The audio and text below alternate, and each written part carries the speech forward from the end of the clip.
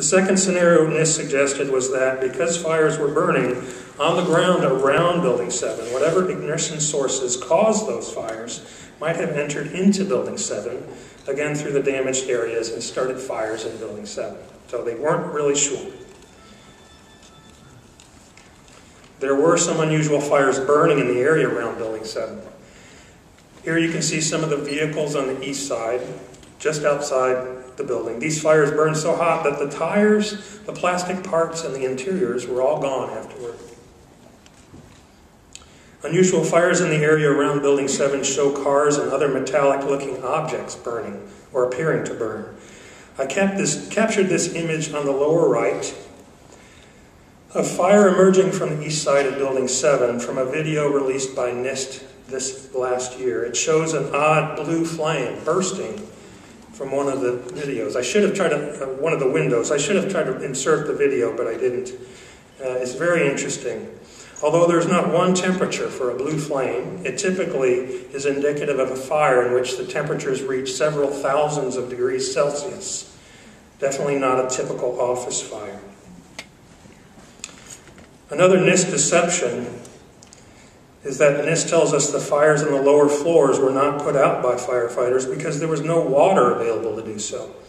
However, the building was only 2 blocks from fireboats on the Hudson River, and lack of water was certainly not a problem for firefighting efforts in the area. As these photos show, firefighters in the area seem to have plenty of water to fight the fires in Building 6 and Building 3, but they left Building 7 to burn. Building 7 had an internal water system to supply the sprinklers on floor 21 through 47. But the water for the sprinkler system on floors 1 through 20 was supplied by the city water system, which had been damaged by falling debris. Building 7 also had Siamese fittings, which allowed water from external sources to charge the sprinkler system on the lower 20 floors. So we can only speculate as to why this was not done. The sprinklers were not the only part of the fire resistance plan for Building 7. As these excerpts from the NIST report show, the sprinklers were only the first line of defense against the fire, but the second line of defense was the passive fire protection, or fireproofing.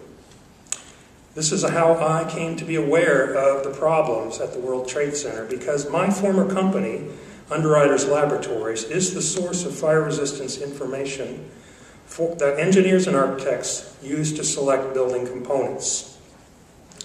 As you can see here, there were requirements for fire resistance of the columns and floor steel in Building 7, just as there is for any skyscraper.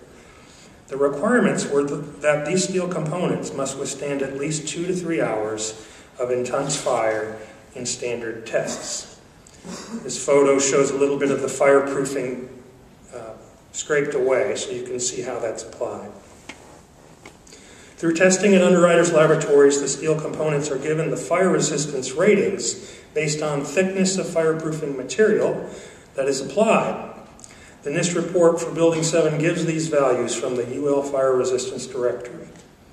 The NIST report also confirms that fireproofing was applied correctly and was not damaged by falling debris, at least not in the areas where the failure is said to have occurred. So how long does it take fireproof steel to reach the temperatures reported by NIST? This first statement from NIST says that temperatures of around 500 to 600 degrees Celsius, which they said were reached by steel in the building, would take roughly 6 hours of continuous exposure from a fully developed fire. Of course, 6 hours is much longer than 2 seconds in the computer model. NIST said the beams in the area of first failure reached only 400 degrees, as we discussed, so that is why NIST claimed that the critical damage state was reached in 3.5 to 4 hours. One big contradiction that NIST avoided is that its investigators knew that the fire load in the building would only support about 20 minutes of fire in a given location. When they talk about 3 or 4 or 7 hours of fire, they are at most speaking of the time a fire lasts anywhere on a given floor, not in a specific location on the floor. Underneath a floor beam, for example, the fire time is only about 20 minutes, as this exchange from a NIST advisory committee meeting indicates. One member of the advisory committee asked, "Fire moved every 20 minutes. Essentially, it started and stopped every 20 minutes. So if you do not have fuel in Building 7, how could fires burn for as long as they had and taken out this major structure that had good fireproofing?"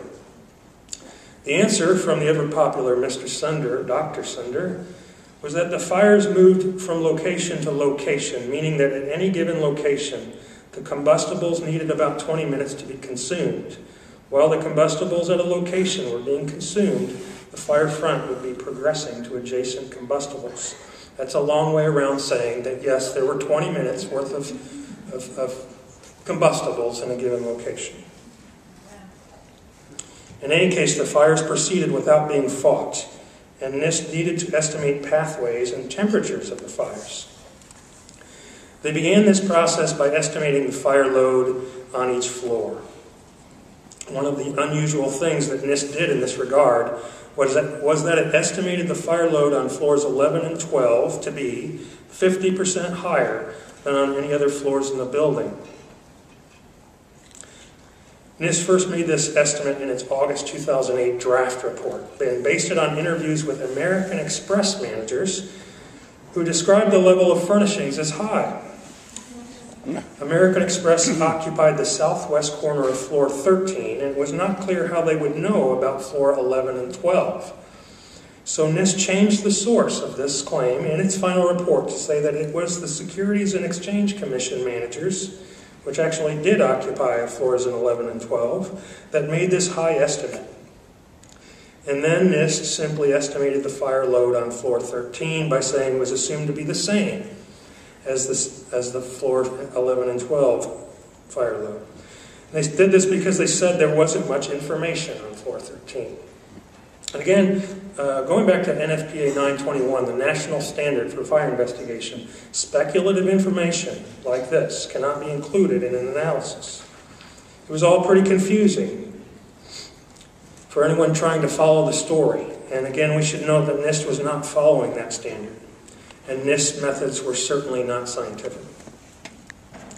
Anyway, NIST took these assumed fire loads and along with other parameters, like the thermal conductivities and the densities of the materials involved, the details about the building structure and connections, and they put it all into a series of computer experiments. As we can see here, NIST computer simulations are actually the result of 4 separate computer models, each one built on an entirely different software and used for different things. There was a fire dynamics simulator that was used to simulate the fires and estimate gas temperatures. And then a program called Fire Structure Interface was used to estimate the temperatures imposed on the structural components. There was a finite element analysis model called ANSYS that estimated structural responses. This is where NIST proposed 3 thermal cases to study. Case A, in which the temperatures were taken directly from the 2 previous simulations. Case B, which used arbitrarily chosen temperatures that were higher than those generated by the previous simulations. And Case C, which used lower temperatures. Not surprisingly, Case B, with the higher temperatures, was what NIST settled on. Finally, the worst case scenarios from the ANSYS model were fed into a global analysis program called LS-DYNA. We see here that NIST talked about photographs and fire times in its 2004 report. This shows that around 3 p.m. fires were being observed in the northeast area of floor 12. These fires on floor 12 appeared to be already past the northeast corner, moving west along the north face. And again, it's in the northeast corner of floor 12 where the initiating event occurred. In fact, the 2004 report says the fires actually bypassed the northeast corner of 12. But another interesting statement in this interim report said that the fires on floor 12 were entirely burned out at 4:45 p.m. That was 35 minutes before the building came down.